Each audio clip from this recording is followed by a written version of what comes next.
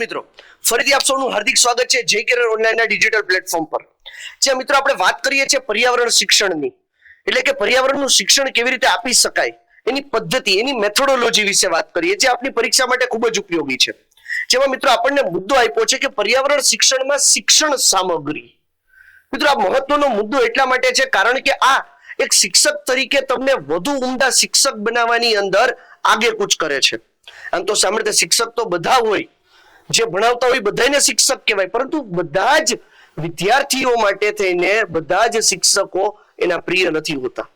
કેટલાક શિક્ષકો એને ખૂબ વાલા છે, પરંતુ મિત્રો આ ઉમદા શિક્ષક બનવું કેવી રીતે ને એ આપણને સમજાવે છે. તો જે શિક્ષક વિદ્યાર્થીઓને વધુ સરળતાથી કોઈ મુદ્દો સમજાવી શકે, જે શિક્ષક વિદ્યાર્થીઓના જીવનને પ્રભાવિત નહીં પરિવર્તિત કરી શકે ને એ શિક્ષક સારો.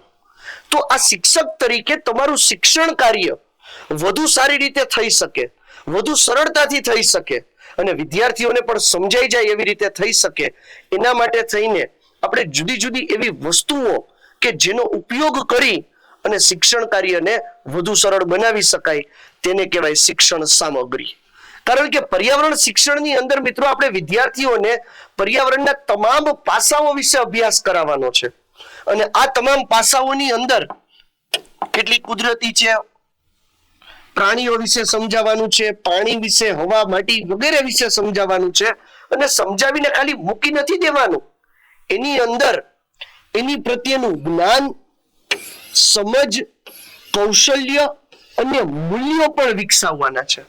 કહેવાનો મતલબ એવો છે મિત્રો કે આપણે ખાલી ક્લાસરૂમમાં જઈ વિદ્યાર્થીઓને ખાખા ખીખ્યાટી કરાવી, સિલેબસ પૂરો કરી અને નીકળી નથી જવાનું. એવી રીતે શિક્ષણ કાર્ય કરવાનું છે મિત્રો કે બાળકોની અંદર જ્ઞાન, સમજ, કૌશલ્ય અને મૂલ્યો કેળવાતા હોય. એ શિક્ષણ કાર્ય જે થાય ને એ સૌથી શ્રેષ્ઠ છે મિત્રો. ખાલી અભ્યાસક્રમ પૂરો કરવો ને એટલા પૂરતું મર્યાદિત નથી હોતું મિત્રો. હંમેશા માટે યાદ રાખજો કે એક શિક્ષક એ જ શ્રેષ્ઠ શિક્ષક બની શકે કે જે શિક્ષક વિદ્યાર્થીઓના જીવનને પ્રભાવિત નહીં પરિવર્તિત કરે. ઇમ્પ્રેસ નથી કરવાનું, ઇમ્પ્રૂવ કરવાનું છે. કેવી રીતે? તો કે એની અંદર જ્ઞાન, સમજ, કૌશલ્ય અને મૂલ્યો કેળવીને. અને જે આ કામ કરી શકે એ શ્રેષ્ઠ શિક્ષક બની શકે છે. આ શિક્ષણને રસપ્રદ, જીવંત અને અસરકારક બનાવવા માટે શિક્ષણ સામગ્રીનો ઉપયોગ કરવો બહુ જરૂરી છે.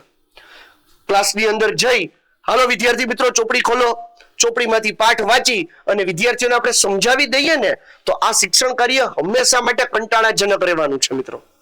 જો શિક્ષણ કાર્યને તમારે વધુ રસપ્રદ, વધુ અસરકારક બનાવવું હશે ને તો શિક્ષણ સામગ્રીનો ઉપયોગ કરવો બહુ જરૂરી છે મિત્રો. શિક્ષણ સામગ્રી થકી જ વિદ્યાર્થીઓ જે છે એના માટેની સમજ વધુ સહેલી બનતી જશે, લાંબા સમય સુધી યાદ રહી શકશે, જ્ઞાન મેળવવું વધુ એમના માટે સરળ થશે મિત્રો. તો આ શિક્ષણ સામગ્રી જે છે એના વિશે આપણે સમજીએ છીએ કે એનો અર્થ શું થાય. તો કે એવી સામગ્રી કે સાધનો, એમાં સાધનો પણ આવે જે શિક્ષણ શીખવવાની પ્રક્રિયામાં વિદ્યાર્થીઓને વિષય સરળ રીતે સમજાવવામાં મદદરૂપ બને.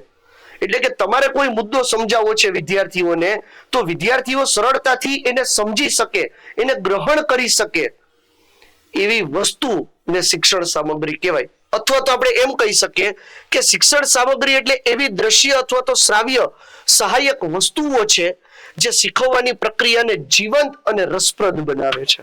તો મિત્રો અહીંયા આ સરળ વ્યાખ્યાઓ પરથી આપણે હવે જમ્પ કરશું કે આના પ્રકારો ક્યાં ક્યાં હોય. આપણે મુદ્દો સમજ્યા કે શિક્ષણ સામગ્રી શું કરવા જરૂરી છે અને શિક્ષણ સામગ્રી કોને કહેવાય. સામગ્રીના પ્રકારો જોઈએ છે મિત્રો.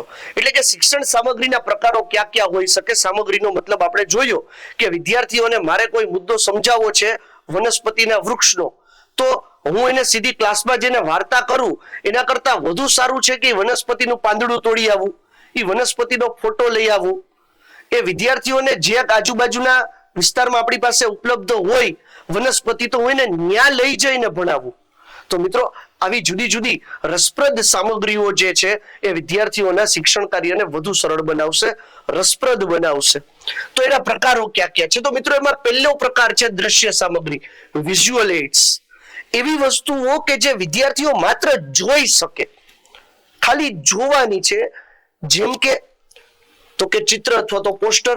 જે મુદ્દો આપણે ભણાવીએ છીએ એ મુદ્દાનું ચિત્ર અથવા પોસ્ટર આપણી પાસે ઉપલબ્ધ હોય. આપણને ખ્યાલ છે મિત્રો કે શાળાઓની અંદર રોલઅપ બોર્ડ હોય છે, ઘણા બધા ઓલરેડી પ્રિપેર્ડ ચાર્ટ હોય છે. તો એ વિદ્યાર્થીઓ માટે દ્રશ્ય સામગ્રી થઈ ગઈ. સિવાય ડાયાગ્રામ છે, ચિત્ર. કોઈ મુદ્દાની આપણે ચર્ચા કરીએ તો એનો ડાયાગ્રામ ડ્રો કરીને આપણે વિદ્યાર્થીઓને સમજાવી શકીએ. જો શક્ય છે તો આપણે એના મોડલ, જીવંત મોડેલ બનાવીએ. આપણે જેમ કે ખેતીને આધારે કોઈ ખેતીના પ્રકારો છે તો ખેતીના પ્રકારો સમજાવવા માટે આપણે કોઈ મોડેલ તૈયાર કરીએ તો વિદ્યાર્થીઓ માટે વધુ સરળ રહેશે. નકશા છે, જ્યારે વિદ્યાર્થીઓને આપણે કોઈ વૈશ્વિક બાબતોની ચર્ચા કરીએ છીએ, મારે ગુજરાતના અલગ અલગ જિલ્લાઓ સમજાવવાના છે, ભારતના અલગ અલગ રાજ્યો સમજાવવાના છે, તો હું વાર્તા કરું કે ભાઈ ભારતની ઉત્તરમાં જમ્મુ કાશ્મીર આવેલું છે. આના કરતા મિત્રો આપણે એને નકશામાં જ બતાવીએ. સરસ મજાનો મોટો નકશો તૈયાર કરીએ, એને બતાવીએ કે મિત્રો બાળકો જોવો, અહીંયા ઉત્તર દિશામાં આપણું જમ્મુ કાશ્મીર આવેલું છે, પશ્ચિમમાં આપણું ગુજરાત આવેલું છે. તો મિત્રો આનાથી વિદ્યાર્થીઓ માટે થઈને આ મુદ્દાઓ સમજવા જે છે એ વધુ સરળ ને સરળ થઈ જશે. બ્લોબ એટલે ઓલું ચકડું આપણે જોયું છે. ફ્લેશ કાર્ડ, જુદા જુદા ફ્લેશ કાર્ડ બનાવીએ જેથી કરીને વિદ્યાર્થીઓ માટે એની સમજણ કેળવવી છે ને વધુ સરળ થઈ જાય. ફોર એક્ઝામ્પલ આપણે જુદા જુદા પ્રાણીઓ વિશે વાત કરીએ છીએ વિદ્યાર્થીઓને, તો પ્રાણીઓના અલગ અલગ ફ્લેશ કાર્ડ બનાવીએ અને આપણે આપી દઈએ વિદ્યાર્થી મિત્રોને કે ચાલો હાલ બેટા બોલ, તારી પાસે કયું ફ્લેશ કાર્ડ છે? તો બાળક ફ્લેશ કાર્ડ બતાવે, મેડમ મારી પાસે સિંહ છે, સર મારી પાસે સિંહ છે. તો હવે સિંહ વિશે વાત કરો. બીજો એક વિદ્યાર્થી બતાવે, બેટા તારી પાસે, તો મારી પાસે હાથી છે. તો વિદ્યાર્થી મિત્રો સાથે હવે હાથીની ચર્ચા કરો. આનાથી મિત્રો વિદ્યાર્થીઓ માટે થઈને આ શિક્ષણ સામગ્રીની મદદથી શિક્ષણ કાર્ય વધુ રસપ્રદ અને સરળ થતું જશે. સાથે સાથે વિદ્યાર્થીઓને રસ પડવા માંડશે, જે સૌથી મોટી સમસ્યાઓ પૈકીની એક સમસ્યા છે શિક્ષણ કાર્યમાં, વિદ્યાર્થીઓને ભણવામાં રસ નથી. મિત્રો આ સમયની ખરી વાસ્તવિકતા છે કે વિદ્યાર્થીઓને ભણવું નથી, મા બાપને ભણાવવા છે અને આપણે ભણાવવા પડે છે. તો આ પરિસ્થિતિમાં શિક્ષણને રસપ્રદ બનાવવું ને બહુ જરૂરી છે કે જેથી કરીને વિદ્યાર્થીઓને ભણવું નથી ને બદલે એવું થઈ જાય કે વિદ્યાર્થીઓને ભણવું જ છે. સ્લાઇડ અથવા તો પાવર પોઈન્ટ પ્રેઝન્ટેશન જે તમે અત્યારે બોર્ડ ઉપર જોવો છો મિત્રો, કે આવી આપણી જુદી જુદી સ્લાઇડ બનાવી શકાય, આવા જુદા જુદા પીપીટી પાવર પોઈન્ટ પ્રેઝન્ટેશન બનાવી શકાય કે જે વિદ્યાર્થીઓને વધુ ને વધુ રસ પડતા આપે, વિદ્યાર્થીઓ કંઈક નવું જોવે. આપણને ખ્યાલ છે કે અત્યારે શાળાઓની અંદર મોટા ભાગે બધી જ શાળાઓમાં સરકાર દ્વારા સ્માર્ટ બોર્ડ આપી દીધા છે. તો મિત્રો આનો આપણે પૂરેપૂરો લાભ ઉઠાવીએ. હવે શિક્ષક માટે એક ટાસ્ક છે કે ઘરે જઈને એને હોમવર્ક કરવું પડે, આવી સ્લાઇડ બનાવવી પડે, પરંતુ મિત્રો આનાથી માત્ર ને માત્ર વિદ્યાર્થીઓને જ ફાયદો નથી થતો, શિક્ષક તરીકે આપણું કૌશલ્ય પણ વિકાસ થાય છે, આપણું કૌશલ્ય પણ વધે છે મિત્રો. અને હા, એનાથી પણ મોટી વસ્તુ શું ખબર છે? શિક્ષણ કાર્યની અંદર શિક્ષકની ભાગીદારી વધે છે. કારણ કે મિત્રો આ જોબ છે ને ખાલી પૈસા પૂરતી મર્યાદિત નથી, ખાલી પગાર પૂરતી મર્યાદિત નથી. શિક્ષક છે ને મિત્રો એ તો સમાજનો સૌથી મોટો એવો પાયો છે કે જે નક્કી કરે છે કે આવતીકાલ કેવી હશે. તો આનો લાભ શું થાય? તો કે દ્રશ્ય અનુભવ દ્વારા પર્યાવરણના ખ્યાલો સ્પષ્ટ થઈ શકે છે. વિદ્યાર્થીઓ મિત્રો આ પ્રવૃત્તિ એટલે કે દ્રશ્ય મટીરિયલ્સથી, વિઝ્યુઅલ એડ્સથી વિદ્યાર્થીઓ માટે આ મુદ્દાઓ જે છે એ સમજવા વધુ સરળ થઈ જશે. ત્યાર પછી શ્રાવ્ય સામગ્રી એટલે કે વિદ્યાર્થીઓ સાંભળી શકે એવી વસ્તુઓને કહેવાય શ્રાવ્ય સામગ્રી. તો ઘણી બધી એવી વસ્તુઓ છે મિત્રો કે જ્યાં મુદ્દાઓ સમજાવવા માટે આપણે ઓડિયો એડ્સનો ઉપયોગ કરી શકીએ છીએ, જેમ કે રેડિયો કાર્યક્રમો. પર્યાવરણને વિષયને સમજાવવા માટે દૂરદર્શન દ્વારા જો કોઈ રેડિયો ટેલિકાસ્ટ કરવામાં આવે છે તો મિત્રો આપણે રેડિયોની અંદર વિદ્યાર્થીઓને સંભળાવીએ કે જ્યાં એક્સપર્ટ કોઈ વ્યક્તિ છે એ પર્યાવરણને લગતી વાત કરવાના છે, તો વિદ્યાર્થીઓ રેડિયોની અંદર સાંભળે. મિત્રો આજના સમયમાં રેડિયો છે ને એ વિદ્યાર્થીઓને રસપ્રદ લાગશે જ, કારણ કે એમણે રેડિયો જોયો જ નથી. બીજું, પર્યાવરણ વિષયક ગીતો. પર્યાવરણનું મહત્વ સમજાવવું છે તો વિદ્યાર્થીઓને પર્યાવરણ વિષયના ગીતો સંભળાવો. અને મિત્રો માત્ર ગીતો સંભળાવો નહીં, એને ગવડાવો પણ ખરા. આપણી સાથે સાથે કે આપણા પછી વિદ્યાર્થીઓ એ ગીત ગાતા થાય, જેનાથી મિત્રો એમને આની અંદર રસ પડતો થશે. તો આ શિક્ષણ પદ્ધતિની અંદર મિત્રો ઘણા બધા એવા પગલાઓ છે, એવા પાસાઓ છે કે જો એક શિક્ષક તરીકે આપણે એ કરવામાં સફળ થઈએ ને તો આપણું શિક્ષણ કાર્ય ખૂબ જ સરળ થઈ જશે. ધ્વનિ રેકોર્ડિંગની મદદથી મિત્રો જ્યારે આપણે વિદ્યાર્થીઓને વહેતું પાણી સમજાવવું છે, અલગ અલગ પ્રાણીઓના અવાજ વિશે માહિતી આપવી છે, જુદા જુદા પક્ષીઓના અવાજ વિશે માહિતી આપવી છે, તો મિત્રો આવા ધ્વનિ રેકોર્ડિંગ કરીને, આવા વોઇસ રેકોર્ડિંગ કરીને વિદ્યાર્થીઓને આપણે આ અવાજની અનુભૂતિ કરાવી શકશું કે જેનાથી વિદ્યાર્થીઓ સાંભળશે અને સાથે સાથે મિત્રો એને યાદ રાખશે. આમાં તમે બે વસ્તુનો ઉપયોગ એ કરી શકો છો. વિદ્યાર્થીઓને આપણે શું કરીએ તો કે ફ્લેશ કાર્ડ બનાવીને આપી દઈએ પ્રાણીઓના, પક્ષીઓના, અને પછી કહીએ કે હાલ બેટા બોલ જોઈ, તારી પાસે કયું ફ્લેશ કાર્ડ છે? તો વિદ્યાર્થી જોઈ અને કહેશે કે મારી પાસે કૂતરાનું છે, બિલાડીનું છે, મારી પાસે મોરનું છે. તો જે ફ્લેશ કાર્ડ હોય એનો અવાજ આપણી પાસે રેકોર્ડેડ કરેલો હોય એ વિદ્યાર્થીઓને સંભળાવીએ. તો વિદ્યાર્થી મિત્રો તમે જોયું ને કે મોર કેવી રીતે બોલે છે, કૂતરા કેવી રીતે ભસે છે, બિલાડીનો અવાજ કેવો હોય છે. તો આ જે મુદ્દાઓ છે મિત્રો એ વિદ્યાર્થીઓને વધુ સરળતાથી સમજાઈ શકશે. તો આવા ઓલરેડી ધ્વનિ રેકોર્ડ કરીને એટલે કે ઓડિયો રેકોર્ડિંગ કરીને પણ આપણે વિદ્યાર્થીઓને વધુ રસપ્રદ માહિતી પીરસી શકીએ છીએ. અને હવે તો મિત્રો સ્માર્ટ કાર્ડ આવ્યો, સ્માર્ટ ક્લાસ આવી ગયા છે, સ્માર્ટ બોર્ડ આવી ગયા છે, એવી ઘણી બધી વેબસાઇટ મિત્રો અવેલેબલ છે કે જ્યાં અલગ અલગ ચિત્રો આપેલા હોય અને ચિત્ર ઉપર ક્લિક કરો એટલે એ પ્રાણી કેવું બોલશે એના આપણને અવાજ સંભળાય છે. તો મિત્રો આનાથી વધારે મોટું વરદાન શું હોઈ શકે કે આપણે ટેકનોલોજીના યુગમાં શિક્ષણ કાર્ય કરીએ છીએ. ત્યાર પછી મિત્રો વક્તવ્ય અથવા તો ચર્ચા, કોઈ સારા એવા વક્તવ્ય મિત્રો આપણે વિદ્યાર્થીઓને આપી શકીએ છીએ. બહારથી કોઈ એક્સપર્ટ વ્યક્તિ છે કે જે પર્યાવરણ પ્રેમી છે એને આપણે શાળાની અંદર બોલાવી, વર્ગની અંદર બોલાવી અને ઈ પર્યાવરણ વિષયે વક્તવ્ય આપતા હોય. કેટલીક વાર મિત્રો વિદ્યાર્થીઓને પણ આની અંદર આપણે સામેલ કરી અને એની સાથે ચર્ચા કરી શકીએ છીએ કે હાલ બેટા બોલ જોઈ, પર્યાવરણ વિશે તારું શું કહેવું છે, પ્રદૂષણ વિશે તારું શું કહેવું છે, હવાનું પ્રદૂષણ કેવી રીતે રોકી શકાય, હવાનું પ્રદૂષણ થવાના કારણો ક્યાં ક્યાં છે, બોલો જોઈ. તો મિત્રો જ્યારે ચર્ચાનો ભાગ આવશે ને ત્યારે વિદ્યાર્થીઓ જે છે એમાં સહજતાથી ભાગ લેતા થશે. તો આ વિચાર શક્તિ અને કલ્પના શક્તિ જે છે મિત્રો આનાથી વિકસે છે. એક વખત અવાજ સાંભળશે ને એટલે વિદ્યાર્થી જે છે ને મિત્રો એની વિચાર કરવાની ક્ષમતા વિકસતી જશે. માત્ર આટલું જ નહીં, એની કલ્પના શક્તિ પણ વિકસે છે કે આ પ્રાણી જે છે એ આવી રીતે બોલે છે. જ્યારે આપણે ચર્ચા કરીએ છીએ ત્યારે પહેલા સામેવાળાને બોલવા દેવાનું, પછી આપણે બોલવાનું. આ મિત્રો આ જે સંકલ્પનાઓ જે સિદ્ધ થતી જાય ને શિક્ષણ કાર્યની, એ જ શિક્ષણનો સાચો અર્થ છે. શિક્ષણનું કામ મિત્રો માત્ર ને માત્ર વિદ્યાર્થીને જ્ઞાન આપી દેવાનું નથી. શિક્ષણનું કામ છે વિદ્યાર્થીના ચરિત્રનું ઘડતર કરવાનું. ત્યાર પછી બે વસ્તુ થાય, એટલે કે દ્રશ્ય થાય, શ્રાવ્ય થાય.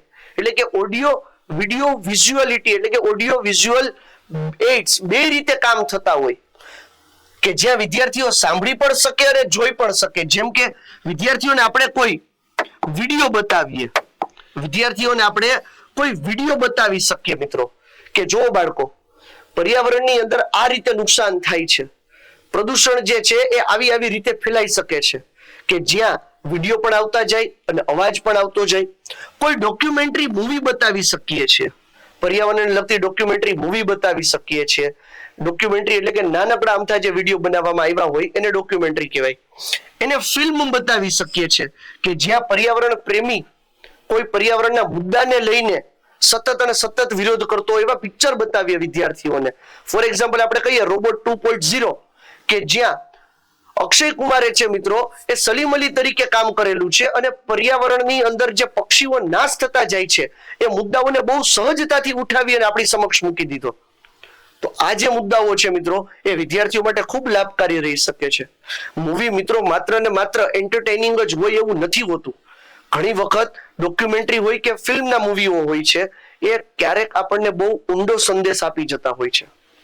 ત્યાર પછી તો કે સ્માર્ટ ક્લાસ આપણી પાસે અવેલેબલ છે, એનો ઉપયોગ કરી શકીએ છીએ. કોમ્પ્યુટર પ્રેઝન્ટેશન એટલે કે પીપીટી બનાવી શકીએ છીએ કે જેની અંદર ઓડિયો પણ હોય અને વિઝ્યુઅલિટી પણ હોય મિત્રો. ટીવી કાર્યક્રમો એટલે કે ટીવી કાર્યક્રમની અંદર આપણે કીધું કે બાયસેગની અંદર આવી રીતે જુદા જુદા કાર્યક્રમો યોજવામાં આવે કે જ્યાં એક્સપર્ટ ફેકલ્ટીઝ જે છે એ પોતાના વ્યક્તવ્ય આપતા હોય છે. પર્યાવરણ દિવસને દિવસે કે વૃક્ષારોપણ માટે થઈને કોઈ સ્પેશિયલ મિત્રો ટીવી કાર્યક્રમો આવવાના હોય તો એવા કાર્યક્રમો આપણે વિદ્યાર્થીઓને બતાવીએ, એ જોવે, જાણે, સમજે અને એને રસ પણ પડે મિત્રો. તો આનો ફાયદો એ થાય કે વિદ્યાર્થીઓને જ્યારે આ બંને વસ્તુ મળે ને, દ્રશ્ય અને શ્રાવ્ય, એટલે વિદ્યાર્થીઓમાં રસ વધે, ઉત્સાહ વધે અને પ્રત્યક્ષ અનુભવ વધે. ખાલી આપણે વાત કરી દઈએ, ખાલી ફોટા બતાવી દઈએ, આના કરતા મિત્રો એની સામે બે વસ્તુ આવશે ને તો એનામાં અનુભૂતિ કરવાની ક્ષમતા પણ વધતી જશે. તો મિત્રો ઓડિયો વિઝ્યુઅલ એડ્સ જે છે એનો ફાયદો છે. એના પછી મિત્રો વાત કરીએ ત્રિઆયામી સામગ્રી, 3 ડાયમેન્શન. હું એને કોઈ વાત કરું એટલે કે ગુલાબનું ફૂલ આવવું હોય, ગુલાબના ફૂલનો ફોટો બતાવું અને હું મારા હાથમાં લઈને ગુલાબ બતાવું, એના કરતા વધુ સારું રહી કે ગુલાબ આપણે બાળકના હાથમાં દઈએ કે બેટા આ ગુલાબ. તો આ જે ત્રિઆયામી એડ્સ જે છે મિત્રો, ત્રિઆયામી સામગ્રી જે છે, 3 ડાયમેન્શન, કે જ્યાં વ્યક્તિ કે વિદ્યાર્થી આબેહૂબ પોતાના હાથમાં લઈ અને વસ્તુને જોઈ શકે, જાણી શકે, સમજી શકે.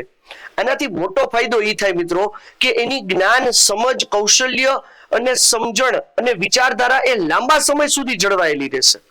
આપણે કોઈ વસ્તુ વિશે ખાલી સાંભળવું હોય, ખાલી ફોટા જોયા હોય અને આબેહૂબ આપણે ત્યાં જઈને એ વસ્તુને જોઈ હોય તો એમાં કેટલો ફરક પડે. આ જ વસ્તુ વિદ્યાર્થીઓ માટે લાગુ પડે છે મિત્રો. તો એની અંદર જેનો ઉપયોગ સ્પર્શ અથવા પ્રયોગ દ્વારા કરી શકાય ને એને ત્રિઆયામી કહેવાય. તો મિત્રો અહીંયા આપણને પૂછી શકે છે કે જે વસ્તુનો ઉપયોગ આપણે સ્પર્શ અથવા પ્રયોગ દ્વારા કરી શકીએ તેને શિક્ષણ કાર્યની કેવી સામગ્રી કહેવાય? તો મિત્રો ત્રિઆયામી સામગ્રી એને આપણે કહીએ છીએ. જેમ કે છોડ, પાંદડા, માટીના નમૂના તો આપણે બતાવી શકાય. જુદા જુદા છોડ સમજાવવા છે તો વિદ્યાર્થીઓને લઈ જઈએ ગાર્ડનમાં કે બેટા જો આ છોડ આનો છે, આ છોડ આનો છે, જો એના પર્ણો આવા હોય, એને જુદા જુદા રંગની માટીના એક્ઝામ્પલ આપી શકીએ કે બેટા જુઓ આ ભીની માટી કહેવાય, આ સૂકી માટી કહેવાય, આ કાળી માટી છે, આ લાલ માટી છે. તો આવા મિત્રો એને જો આબેહૂબ ઉદાહરણ આપણે આપશું ને તો મિત્રો એના માટે થઈને શિક્ષણ કાર્ય બહુ રસપ્રદ અને સરળ થતું જાય છે. મોડેલ રજૂ કરી શકીએ મિત્રો. મોડેલ જે છે એવા મોડેલ કે જેને ઈ સ્પર્શ કરી શકે, કે જેને ઈ જોઈ શકતા હોય એવા મોડેલ આપણે તૈયાર કરી અને વિદ્યાર્થીઓને આપી શકીએ છીએ. પ્રાણી અને પક્ષીઓના નકલી મોડેલ આપણે બનાવી શકીએ. ઘણી બધી વખત મિત્રો તમે જુઓ ને તો બાયોલોજીની જે લેબોરેટરી હોય એની અંદર વિદ્યાર્થીઓને પ્રાણીઓના જૈવ વિવિધતા વિશે સમજાવવા ઘણી બધી વખત પ્રાણી અને પક્ષીઓના નકલી મોડેલ મૂકેલા હોય છે કે જેમાં એનું કદ સામાન્ય રીતે એવા પ્રાણીઓ જેવી જ હોય. નાના મોટા સૂક્ષ્મ જીવો છે એને માઇક્રોસ્કોપની મદદથી બતાવવામાં આવતા હોય છે. નાના મોટા જીવજંતુઓ છે એને કાચની બરણીની અંદર ભરેલા હોય છે કે જ્યાં વિદ્યાર્થીઓ કાચની બરણી હાથમાં લઈ, જોઈ, જાણી અને સમજી શકે છે. તો આવું પણ આપણે કરી શકીએ છીએ. કીધું એમ લેબોરેટરીના સાધનો જે છે વિદ્યાર્થીઓને હું સમજાવું કે હવાનું દબાણ માપવા માટે થઈને બેરોમીટરનો ઉપયોગ થાય એના કરતા મિત્રો એને બેરોમીટર હાથમાં લઈને આપીએ. સાયકલ વાળાની, પંચર વાળાની દુકાન હોય ને એની પાસેથી એક દી માટે લઈને કે જો બાળકો આને બેરોમીટર કહેવાય, આ તમે જોયું જ છે, એને હાથમાં લઈને બતાવીએ. તો આનાથી વિદ્યાર્થીઓ માટે જે શિક્ષણ કાર્ય છે એ વધુ સરળ બનતું જાય. ફાયદો શું છે તો કે એનામાં પ્રાયોગિક સમજ આવે. પ્રયોગો જોવે, જાણે, સમજે ને તો એનામાં પ્રાયોગિક સમજ તો આવશે જ. વિજ્ઞાન અને પર્યાવરણ વચ્ચેનો સંબંધ પણ મિત્રો અહીં સમજી શકાય છે કે પર્યાવરણ અને વિજ્ઞાન એ બંને એકબીજા સાથે જોડાયેલા છે મિત્રો. તો આ મુદ્દો પણ બહુ મહત્વનો છે. સ્થળ આધારિત સામગ્રી. સ્થળ આધારિત સામગ્રી એટલે કે વિદ્યાર્થીને શાળા બહાર કુદરતની વચ્ચે લઈ જઈને ભણાવવામાં આવે. તો મિત્રો જ્યારે આપણે કોઈ વિદ્યાર્થીઓને કોઈ મુદ્દાની વાત કરીએ છીએ ત્યારે એના કરતા વધુ સારું છે કે આપણે વિદ્યાર્થીઓને જો શક્ય છે તો એ સ્થળ ઉપર લઈ જઈએ. આપણને ખ્યાલ છે મિત્રો કે ગાંધીજીએ ભારત ભ્રમણ કર્યું હતું. તો વાસ્તવિક રીતે મિત્રો ભ્રમણ કરવાથી એટલે કે ફરવાથી, ટ્રાવેલિંગથી જે અનુભવો મળે છે ને મિત્રો એ ક્લાસરૂમની અંદર નથી મળતા. ખરા અર્થમાં તો એમ કહેવાય છે કે શિક્ષણ કાર્ય વર્ગની અંદર નહીં, વર્ગની બહાર થાય છે. શિક્ષણ કાર્ય વર્ગની અંદર થતું જ નથી. ક્લાસની અંદર તો મિત્ર માત્ર ને માત્ર જ્ઞાન આપવામાં આવે છે, શીખવવામાં નથી આવતું. શીખવા માટે તો ક્લાસરૂમની બહાર નીકળવું પડે મિત્રો. તો જુદી જુદી એવી જગ્યાઓ કે જે શક્ય છે ત્યાં સુધી આપણે વિદ્યાર્થીઓને ત્યાં લઈ જઈએ. પ્રવાસના નામે એને આપણે સ્વિમિંગ પુલમાં નાવા, વોટર પાર્કમાં નથી લઈ જવા. એને એવી જગ્યાએ લઈ જઈએ કે જ્યાં વિદ્યાર્થીઓ કંઈક શીખે, એ કંઈક જાણી શકે, સમજી શકે. પછી ઐતિહાસિક સ્થળે હોઈ શકે, કોઈ પર્યાવરણીય સ્થળે હોઈ શકે, રાષ્ટ્રીય ઉદ્યાને હોઈ શકે, નેચરલ પાર્કે હોઈ શકે મિત્રો, અભયારણ્ય હોઈ શકે, જ્યાં ફરવાનું અને શીખવાનું બે વસ્તુ પૂરી થતી હોય. એટલે કે ક્ષેત્ર ભ્રમણ કરાવીએ આપણે એમને, ફિલ્ડ વિઝિટ કરાવીએ, કોઈ વસ્તુ શીખવવા માટે થઈને આપણે એને ત્યાં લઈ જઈએ. ફોર એક્ઝામ્પલ કે આપણે પાણીની વાત કરીએ છીએ કે પાણી જે છે આપણે પીએ છીએ એ પાણી કેવી રીતે શુદ્ધ થાય છે, તો એને જ્યાં મિત્રો વોટર રિફાઇનરી જે હોય છે કે જ્યાં પાણીનું ફિલ્ટરેશન કરવામાં આવતું હોય છે ત્યાં આપણે એને લઈ જઈએ. ત્યાં એ લોકો વિદ્યાર્થીઓ શીખે, જોવે, જાણે, સમજે. ઉદ્યાન, નદી, જંગલોની મુલાકાત કરાવીએ મિત્રો. આવી જુદી જુદી મુલાકાતો આપણે જો કરાવશું વિદ્યાર્થીઓને તો એમના માટે થઈને બીજો બહુ મોટો ફાયદો રહેશે. કાં તો કે જાત અનુભવ કરીને જોઈ શકે છે કે નદી એમાં જઈએ છે તો નદી કિનારે કેવા કેવા પ્રકારની જમીન છે, નદીની અંદર કેવા કેવા પ્રકારના પ્રાણીઓ છે.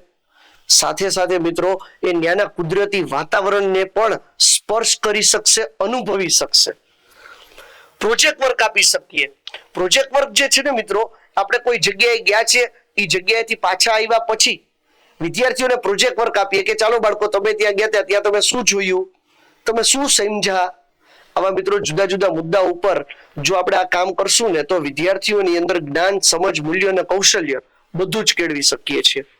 લાભ, વિદ્યાર્થીઓ પર્યાવરણ સાથે સીધો સંપર્ક સાધી શકે છે. ક્યારે? તો કે જ્યારે વિદ્યાર્થીઓને આપણે ફિલ્ડ વિઝિટ કરાવીએ મિત્રો, એટલે કે આપણે એને સ્થળ આધારિત મુલાકાત કરાવીએ. તો પૂછી શકાય કે વિદ્યાર્થીઓ પર્યાવરણ સાથે સીધો સંપર્ક સાધી શકે તે માટે નીચે પૈકી કઈ સામગ્રીનો ઉપયોગ કરવો જોઈએ? તો મિત્રો સ્થળ આધારિત સામગ્રીનો, કે જ્યાં વિદ્યાર્થીઓ સીધા એના સંપર્કમાં રહીને શીખી શકતા હોય. શિક્ષણ સામગ્રી ઉપયોગ કરવાના ફાયદાઓ ક્યાં ક્યાં છે? તો મિત્રો શિક્ષણ સામગ્રી જે છે ને એ વિષયને જીવંત અને આકર્ષક બનાવે છે. વિષયને જીવતો રાખવો હોય ને તો એ આધાર શિક્ષક ઉપર છે. એટલા માટે કહેવાય કે શિક્ષકના મોઢા ઉપર હંમેશા સ્માઇલ હોવી જોઈએ. શિક્ષક પોતે જીવંત હોવો જોઈએ. જો એ ક્લાસની અંદર દિવેલ પીધેલ મોઢા લઈને જાય તો પછી વિદ્યાર્થીઓ એનું મોઢું જોઈને મિત્રો નિરાશ જ થવાના છે. શિક્ષક પોતે જોયફુલ નેચરનો, જોલી નેચરનો હોવો જોઈએ મિત્રો, કે જ્યાં શિક્ષણ કાર્ય કરવા માટે થઈને શિક્ષક પોતે જીવંત હોય. તો અને સાથે સાથે આ સામગ્રીઓ છે એ શિક્ષણને જીવંત બનાવવામાં એને મદદ કરે છે. એટલે આપણે કહી શકીએ કે વિષયને જીવંત અને આકર્ષક બનાવે છે. સાથે સાથે વિદ્યાર્થીઓની સમજ અને રસ વધે. જે આપણે જુદી જુદી સામગ્રીનો ઉપયોગ કરશું મિત્રો તો વિદ્યાર્થીઓનું પણ એમાં ઇન્વોલ્વમેન્ટ વધતું જશે. અને જેટલું વધારે એનું ઇન્વોલ્વમેન્ટ હશે મિત્રો એમ એની સમજ વધશે, એની યાદશક્તિ લાંબા સમય માટે થશે અને પરિણામે શિક્ષણ કાર્યનો જે અર્થ છે ને એ ખરા અર્થની અંદર યથાર્થ થશે. સક્રિય ભાગીદારી. વિદ્યાર્થીઓને મિત્રો જ્યારે આપણે કોઈ મોડેલ બનાવીએ છીએ, ચાર્ટ બનાવીએ છીએ અને જો કદાચ આ સિવાય કોઈ એવી ગોઠવણ કરીએ છીએ કે જ્યાં વિદ્યાર્થીઓને આપણે પ્રોત્સાહિત કરી અને ભાગીદારી કરાવી શકીએ તો મિત્રો આનાથી રૂડું બીજું કંઈ ન હોઈ શકે.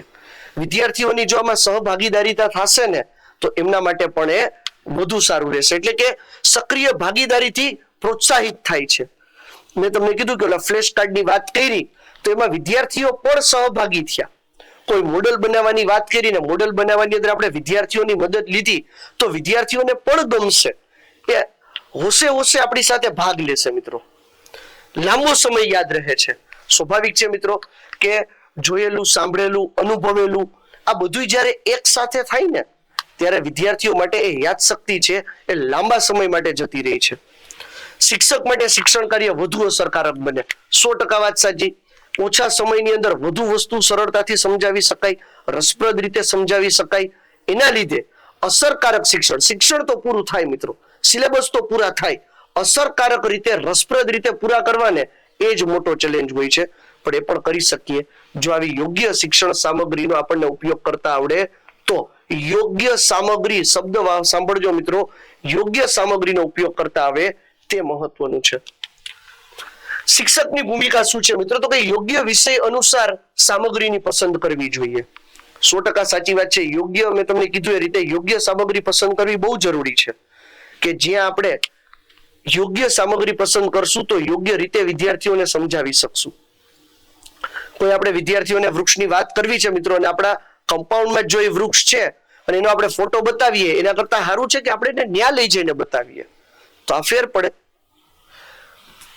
સરળ અને સ્વનિર્મિત સામગ્રી તૈયાર કરવી. જો શક્ય હોય ત્યાં સુધી સરળ સામગ્રી તૈયાર કરવી. બહુ કોમ્પ્લેક્સ કે બહુ જટિલ સામગ્રી તૈયાર કરવાની જરૂર નથી.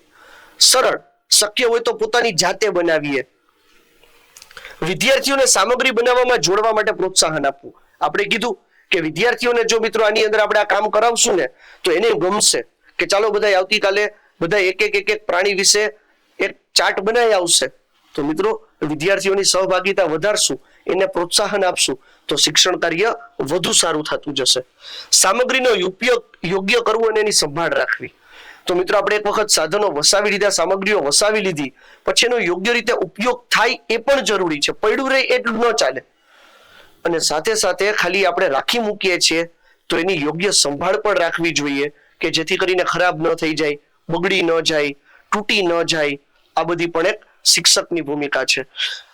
નિષ્કર્ષની વાત કરીએ મિત્રો તો પર્યાવરણ શિક્ષણની અંદર શિક્ષણ સામગ્રીનો ઉપયોગ શીખવવાની પ્રક્રિયાને વધુ અસરકારક બનાવે. સામગ્રી હોય તો વધુ અસરકારક થાય, આનંદદાયક થાય, વિદ્યાર્થીઓ મોજમાં લે, લીલા લેર થાય વિદ્યાર્થીઓ માટે, અનુભૂતિ આધારિત બનાવે, વિદ્યાર્થીઓને અનુભવી શકાય અને ઘરે જઈને વાત કરે કે મમ્મી તને ખબર છે આજ અમારા શિક્ષકે અમને આ વસ્તુ સમજાવી, અમને આવી રીતે સમજાવી.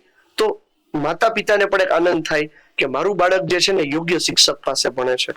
અને આવા વાલીઓ પાસે તમારી છાપ કઈક અલગ જ તૈયાર થશે કે જ્યારે આપણને રૂબરૂ મળે અને ચર્ચા કરે કે અમારો છોકરો તમારી વાતો બહુ કરતો હોય, એને તો તમારા લેક્ચરની અંદર બહુ મજા આવે છે.